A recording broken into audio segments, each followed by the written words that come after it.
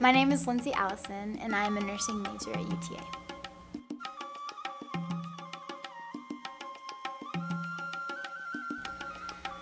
I felt like it was important to go to the Sudan for a couple of reasons. First of all, just seeing what was going on to some of my brothers and sisters as a Christian over there was important for me to go and help out and kind of encourage them in some of the things that were going on.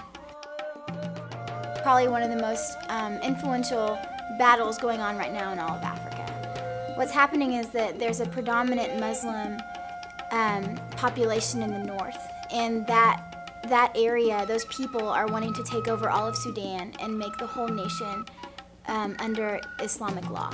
And so the Christians in the south are fighting that. They didn't want that. But because the government is aligning with the Muslims in the north, they are stopping food coming into the south. They are persecuting the southern Christians. They're kidnapping them, and there's slavery in the north that's just atrocious. And a lot of the women in the south are being held as concubines in the north.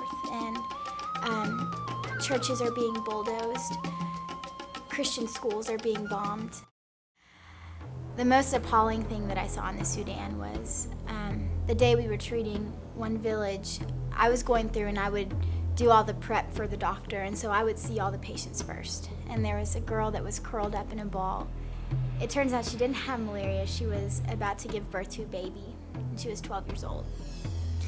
And what had happened in her village is that someone had raped her, and she was so malnourished that you couldn't tell she was pregnant.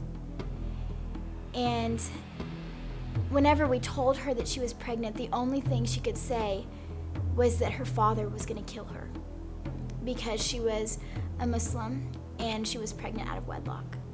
And so she asked us, she begged us to talk to him for her. And that was probably one of the saddest things I'd ever seen, knowing that this girl, it wasn't her fault. Someone had taken advantage of her, and yet she was going to possibly have to give her life for that.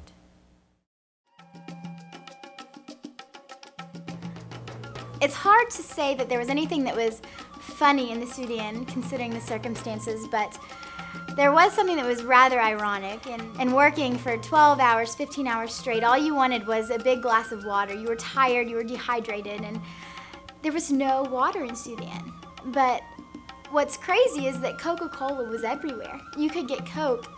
You could get 10 Cokes if you want. The most surprising medical need I think that we saw was whenever we had a person that had parasites.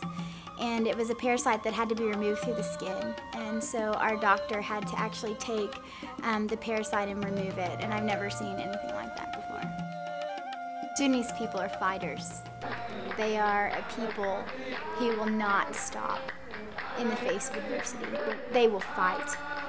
And they love and they laugh and they live life fully. After seeing the people in the Sudan, and then coming back home, all I can say is that I am so lucky to be where I am, to have the gifts that I have, to have the blessings I have. I had no idea how good I had it.